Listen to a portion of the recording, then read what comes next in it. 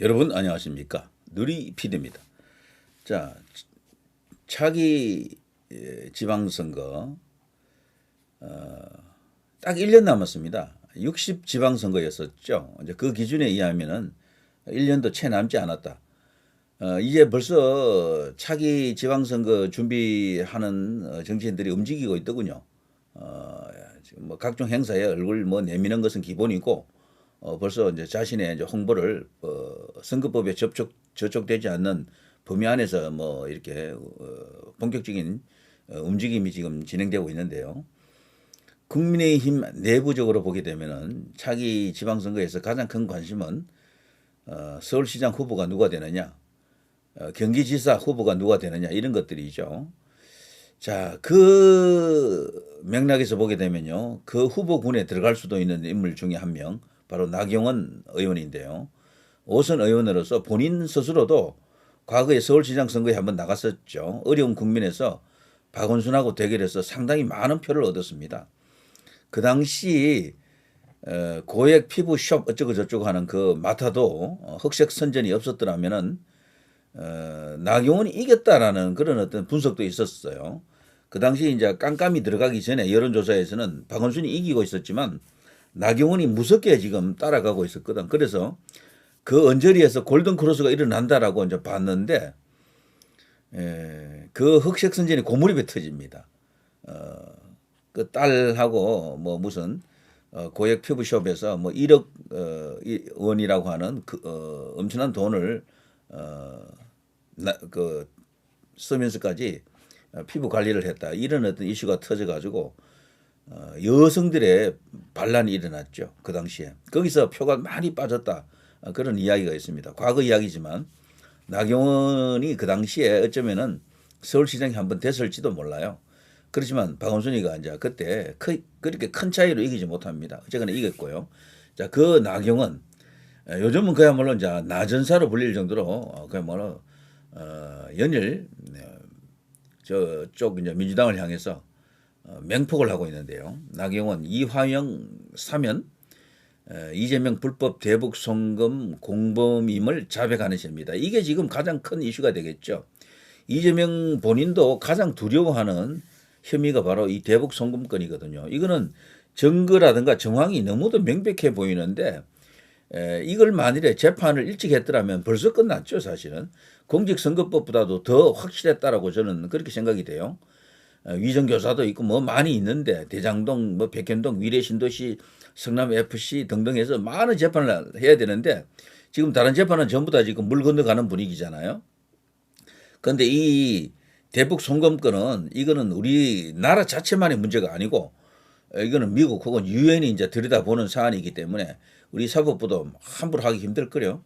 그래서 이것만큼은 여론을 통해서 재판을 계속할 수 있도록 지금 1심도 아직 뭐 제대로 진행되고 있지 않지만 어쨌거나 대통령 그 직을 수행하더라도 계속해서 이 재판만큼은 계속될 수 있도록 그런 식으로 여론을 몰아가야 됩니다. 자, 나경원, 김민석 민주당식 부패 결정죄 총리 후보 사퇴하라. 자, 이 국민의힘이 과연 이 김민석을 낙마시킬 수 있을 것인가? 원래 말이죠. 총리 후보로 유시민도 거론이 되었다 그러네요. 유시민에서 김민석으로 갔다 이런 말이 있는데 이런 걸 보더라도 이재명이가요. 아직 이 국정을 완전히 장악하기에는 그리고 정치 세력 전체를 다 자기가 컨트롤하기에는 다소 역부족이다라고 보는 것 같습니다. 유시민 하면요. 이재명 라인은 아니거든요. 그런데 어쨌거나 그런 어떤 뭐 쉐라고 할까 약간의 어떤 그런 지지에 플러스 알파가 되는 그런 인물을 자기로 봐서는 그렇다는 얘기죠. 고려했던 것 같습니다. 그러나 김민석하고 이제 같은 당 안에서 이제 직접적으로 정치를 했잖아요. 또 최고위원, 수석 최고위원이었죠. 당 대표와 수석 최고위원 그런 관계들이 고려되면서 서로 시너지가 맞다, 궁합이 좋다, 뭐 이렇게 뭐 마찰이 없었죠. 그 둘은. 그래서 김민석을 이렇게 조금 더 편하게 선택한 것 같은데 그런데 앞불사 이 김민석이가 그야말로 여기 지뢰밭이네. 너무도 많은 혐의가 있었죠. 저도 이 관련해서 방송을 벌써 두 번이나 했기 때문에 일단 넘어갑니다. 자, 나경원, 김민석은 민주당식 윗선 부패의 DNA 결정체다. 사퇴하라. 그야말로 이제 이 종합백화점이더라고요. 자식 문제까지 들어와 있던데 온갖 파렴치한 어떤 그런 혐의가 지금 가득합니다. 전과 사범 대통령의 전과 오범 총리 김민석 맹비난, 전과가 스펙인가, 나경원 작심 비판에 김민석도 지금 어버버하고 있는 거죠. 이게 청문회가 역대급 난타전이 지금 될 것으로 보입니다. 국민의힘이 모처럼 지지율 끌어올릴 절호의 기회를 맞았습니다. 이재명이가 왜 이런 어떤 흠 많은 인사를 내세웠을까? 자기가 흠이 많으니까 그걸 표준으로 생각하는 겁니까? 자, 어쨌거나 이 일로 인해서 말이죠. 청문회가 순탄치 않을 것은 불을 보듯 뻔하고 이재명이가 그 상황 속에서도 그런 환경 속에서도 김민석을 총리로 꾸역꾸역 이렇게 임명한다? 충분히 지금 하는 집 봐서는 그럴 가능성이 있다라고 봅니다. 보지만 그러나 그 사이에 지지율은 또 왕창 떨어지겠죠. 이제 그런 것을 이제 국민의힘이 정치적으로 승리를 해야 되는 겁니다. 지금 1년 뒤에 지방선거가 있기 때문에 지금부터 지지율 관리를 잘 해야 되거든요. 지지율에서 좋게 나타나면은 결과적으로도 잘 나옵니다. 어쨌거나 부정선거 이슈가 있는 건 제가 잘 알지만 뭐 그것과 별개로 보더라도 사전에 이 여론조사에서 뭐 우리가 지고 있다. 5% 이상 지고 있다. 그러면 그렇게 끝나요. 우리가 이기고 있다. 5% 이상. 그럼 또 그렇게 끝납니다. 이번 대선도 그렇게 됐고 지난 4.10, 4.15 전부 그랬습니다. 그래서 지지율이 조작이다고 이제 주장하기까지 이르렀는데 뭐 그렇더라도 지지율에서 조작하기 힘든 환경, 구도 이런 걸 만들어내야 되죠. 그래서 여론이라고 하는 것, 명백한 여론이라고 하는 것은 엄연히 존재하기 때문에 어떤 조작 세력이 있다 하더라도 함부로 어떤 선을 넘지 못하도록 여론을 만들어야 됩니다. 이것이 더 중요하다. 자, 나경원, 이재명 나토 참석 고려하느니 마느니 어설픈 줄타기 국익에 치명적이다. 뭐 나토 간들 꼬다는 보리자루 되겠죠. G7 간들 뭐 뭘 할 수 있겠습니까? 거기서 그냥 현재 참관인 수준 뭐 그 정도라고 하는데 옵저버 같은 그런 수준이 되겠죠. 발언이나 제대로 한번 할 수 있겠습니까? 예전에 그 오바마가 대통령일 때요, 기자회견을 할 때 이제 특별히 한국에서 온 기자가 있습니까라고 외치는 그 장면 기억하시나요? 한국 기자에게 발언권을 주겠습니다. 질문권을 주겠습니다 하고 오바마가 직접 이례적으로 이 오바마는 특별히 한국에 대해서 굉장히 우호적이었던 인물이었죠. 그런데 아무도 나서지가 않습니다. 한국 기자들이. 그 워싱턴에 나가 있는 대한민국 기자들이 적어도 주요 언론사들 합치면 10수개 되거든요. 아무도 안 났어. 내가 질문하겠습니다 하고. 그 얼마나 그 황금의 기회입니까? 전 세계적으로 얼굴이 알려질 수도 있고 자신 스스로도 엄청난 어떤 어떤 계기가 될 텐데 기자로서의 경력에 결정적 계기가 하나 만들어지는 거거든요. 아무도 안 났습니다. 그래서 갑자기 유창한 영어를 말하는 중국 기자가 하나 툭 나타나죠.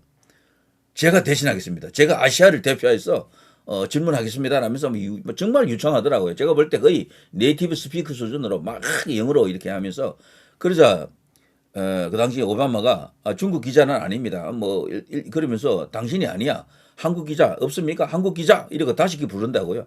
근데 한국 기자는 고요해. 그거는 왜 그런가 하면요. 제가 볼 때는 딱 한 가지입니다. 영어가 서툴러서 그래. 발음 이런 것들 콩글리시지 전부 다. 근데 그러니까 그렇더라도 대담하게 일어나서 그 정도 표현할 수 있는 능력은 아무리 없다 하더라도 질문 정도는 할 수 있잖아요. 질문 영어는 어려운 게 아니거든. 그런데 끝내 안 나타나더라고. 그걸 보면서 우리나라 언론 수준 정말 심각하다라는 걸 느꼈습니다. 거기에 가 있는 10수명의 우리나라에서 날고 긴다라고 하는 대형 언론사들 기자 아닙니까? 제가 갑자기 이야기 왜 했는지 모르겠습니다만 아마 그게 갑자기 연상이 되면서 떠오르네요. 자, 아무튼 3대 여기 이야기 하다가 나왔죠. 어설픈 줄타기 국익에 치명적이다. 이재명이가 우리 그 한국 기자 같은 그런 존재가 될 가능성도 큽니다. 발언도 뭐 제대로 할 수 있겠습니까? 가만히 지켜보고 있겠죠. 통역이 따라간다 하더라도 정상 간 회담에서는 정상끼리 어울리는 게 필요하거든요. 통역 없이. 그게 안 될 거예요. 이재명은. 완전히 안 된다고 봐야지. 자, 3대 특검 지명본 나경원 야당을 괴멸 대상으로만 생각하고 있다. 저 괴물 독재와 맞서겠다. 내가 이재명을 저격하겠다. 계속해서 마크하겠다 이런 어떤 결기를 보여주고 있습니다. 당권 도전 관청 낳는 김문수, 나경원, 안철수와 이딴 회동. 이건 일주 전의 뉴스네요. 자, 전당대회가 언제 열리느냐, 김문수가 출마하느냐, 이것도 큰 관심사죠. 자, 나경원의 전투력, 이것은요, 그 근저에 와서 정말 굉장하다라고 이제 볼 수가 있는데, 이화영 사면 추진은 이재명의 대북 송금 공범임을 자백하는 것이다. 공범이라고 하면요, 공동 정범 혹은 주범과 종범의 관계가 되겠죠. 이화영이가 징역 7년 8개월 확정됐는데 이재명이가 만일 여기 공범이라면은 그 징역이 어떻게 되겠습니까? 징역 숫자가 더 커지겠죠. 아무래도 지사와 부지사 관계로서 책임이 누구에게 더 크겠습니까? 그래서 이재명이가 가장 무서워하는 재판이 이겁니다. 이거고요. 여러 가지 빼박 정황들도 많습니다. 서류적 어떤 그런 정황도 있지만 본인 발언도 그런 식으로 했던 게 유튜브 영상에 나타나 있잖아요. 과거 영상이 대선 국민에서는 그게 알려지지 않았는데 대선 끝나고 나니까 어디서 그게 또 나왔어. 본인 스스로 북한하고 그 관계를 실토하는 그 발언이 있거든요. 그래서 이 사건을 국제화시켜야 됩니다. 국제화시키고 미국이 개입할 수도 있는 그 유엔이 직접적으로 컨트롤할 수 있는 그런 상황으로 몰고 가면은 우리 사법부도 절대로 이거를 재판을 미루지 못할 것이다. 이제 이렇게 보는 거죠. 자, 이걸 한번 읽고 끝내겠습니다. 김민석 총리 후보자는 민주당식 위선 부패 DNA의 결정체다. 그렇죠. 그야말로 완전체죠. 완전체.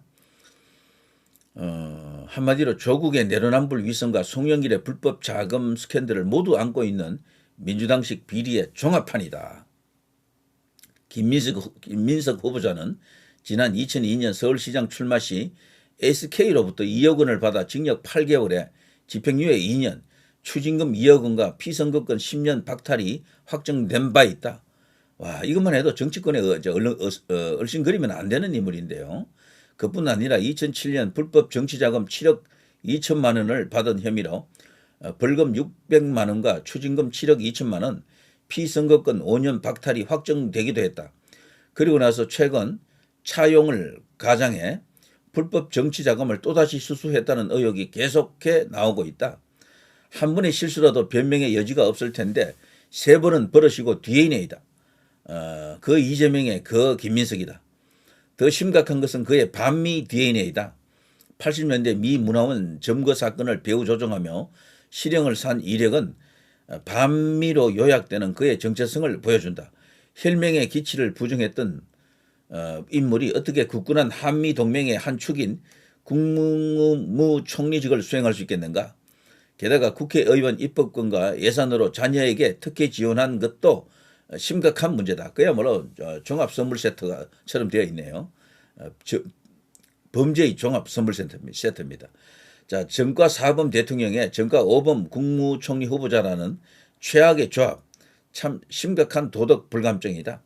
참고로 이 김민석의 형이 김민웅이라고 있는데 목사죠. 촛불 행동을 이끈 인물 중에 한 명이죠. 자, 이러니 국민들 사이에서 국정 경험이 아니라 교도소 경력이 스펙이 되는 정권이냐는 냉소와 청송교도소가 이재명 정권의 인맥 요람이 되겠다는 자조와 한탄이 나오는 것 아닌가. 자, 나중에 전부 교도소에서 동지가 될 인물들이다. 이제 이렇게 보는 게 맞겠죠. 문재인을 포함해서 말이죠. 자, 이것이 지금 최근에 일어나고 있는 우리나라의 어처구니 없는 정치 상황이다. 자, 이것을 향해서 국민의힘에서 지금 다선 의원들 중에는 요즘 나경원 의원, 김기현 의원이 열심히 목소리를 내고 있던데요. 소기의 성과가 있을 것으로. 여기서 말하는 소기의 성과는 지지율을 말합니다. 지지율에서 지금 많이 벌어져 있죠. 민주당이 뭐 40 얼마, 국민의힘이 20 얼마, 거의 두 배 이상 차이더라고요. 그거를 좁혀 나가야 되겠죠. 민주당 10% 떨어지고 국민의힘 10% 올라가면 거의 이제 비슷해지겠죠. 충분히 그렇게 만들 수가 있습니다. 일단 그렇게 되면요. 아무리 정부 여당 쪽, 여권 쪽이 거대한 세력을 갖고 있더라도 주춤할 수밖에 없습니다. 자, 누리 PD 김준희였습니다.